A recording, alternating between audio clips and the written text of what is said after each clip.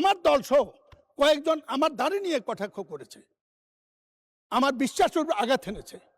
দাড়ি কারো ব্যক্তিগত ব্যাপার না, দাড়ি নবীর সুন্নত। এই নিয়ে কটাক্ষ করার এখতিয়ার এই সংসদে কেন বাইরেও কাউকে দেয়নি। আমি বিচার চাই। দেখো মাননীয় স্পিকার, আপনাকে আবার এখানে ফেরত পেয়ে আলহামদুলিল্লাহ। আপনার জন্য অপেক্ষা করছিলাম এই পয়েন্ট অফ অর্ডারটি রেজ করার জন্য। এই সংসদে বেশ কয়েকবার আসার সুযোগ হয়েছে। গত 14 তারিখে বাজেট বক্তৃতার প্রথম দিনেই আমার বক্তব্যের শুরুতে একটি গল্পকে কেন্দ্র করে আপনার আসন থেকে আমার বক্তব্যের কিছু অংশ এক্সপান্স করেছিল। এটা স্পিকারের এখতিয়ার। যার বক্তব্য এক্সপান্স করা হয়েছে তারও জানার অধিকার আছে কোন শব্দটি অসংসদীয় যেটা এক্সপান্স করেছে, সেটা আমি জানতে পারি নাই। আর এক্সপান্স হওয়ার পরে এটা নিয়ে সংসদে কোনো কারো পক্ষের আলোচনা হওয়ার সুযোগ নাই। যে যারটা এক্সপান্স তিনি জানতে পারেন, জানতে চাইতে পারেন, নোটিশ দিতে পারেন। আমার খেলায় সেই ব্যাপারটি হয়নি। আপনি এরকম নামাজের বিরতি দিয়ে দিয়েছিলেন। নামাজের বিরতির পরে আমার এই বক্তব্যকে কেন্দ্র করে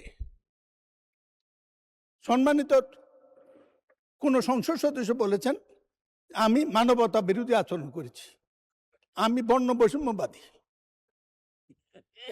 মাননীয় স্পিকার, এটা আমার দলেরই এক সদস্য বলেছেন নীল নদের পানি যেমন নীল হয় না, সকলে দাঁড়িয়ে রাখলেও নাকি মুসলমান হয় না।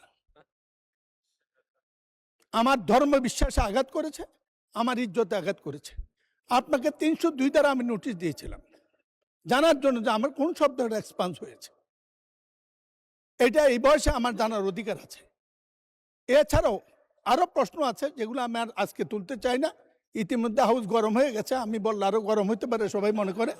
না বলে বলবো, আমার ইজ্জত রক্ষার খাতিরে সংসদের ইজ্জতের খাতিরে, আমার ইজ্জতের খাতিরে, প্রবীণতার ইজ্জতের খাতিরে আমাকে বলতে হবে আমি কোন শব্দটা অসংসদীয় বলেছি।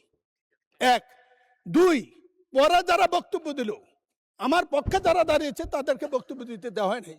ব্রেকের পরে যাদেরকে বক্তব্য দেওয়া হলো আমার দল সহ কয়েকজন আমার দাড়ি নিয়ে কটাক্ষ করেছে, আমার বিশ্বাসের উপর আঘাত এনেছে। দাড়ি কারো ব্যক্তিগত ব্যাপার না, দাড়ি নবীর সুন্নত। এই নিয়ে কটাক্ষ করার এখতিয়ার এই সংসদে কেন বাইরেও কাউকে দেয়নি। আমি বিচার চাই।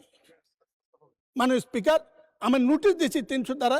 আমি আশা করি এটার আনুষ্ঠানিক জবাব আমি পাবো। ধন্যবাদ মাননীয় স্পিকার। মাননীয় সদস্য, এই ঘটনা যখন ঘটেছে সে সময় আমি সংসদে ছিলাম না। আমি কার্যপ্রণালী বিধি পরীক্ষা করে দেখব, সেখানে যদি অসংসদীয় কোনো কিছু থাকে, আপনাকে জানানোর মতো কোনো বিষয় থাকে, সেটি জানানো হবে। তবে মাননীয় সংসদ সদস্যবৃন্দ, আমি কিন্তু সংসদের ভবিষ্যৎ নিয়ে কিছুটা চিন্তিত। আজকে যেইভাবে একে অন্যকে কথা বলার ক্ষেত্রে বাধা দেওয়ার প্রচেষ্টা লক্ষ্য করেছি, এটি সংসদের জন্য কোনো ভালো লক্ষণ নয়। অনেক কষ্টের পর গণতন্ত্র অর্জিত হয়েছে। এই গণতন্ত্র যাতে বহাল থাকে সেজন্য সংসদের প্রতিটি সদস্যের দায়িত্ব এখানে রয়েছে। এবং আমি আপনাদেরকে আবারও বিনীতভাবে অনুরোধ করব, আপনার রুলস অফ প্রসিডিওরটা একটু পড়েন। স্পিকার যখন বলে প্রতিটি সদস্য নিজের আসনে বসতে হবে, এই আইন, এই রীতি যদি আপনারা ভঙ্গ করেন বা না মানেন, তাহলে সংসদ কিন্তু বেশি দিন চলবে না। আপনাদের সবাইকে ধন্যবাদ।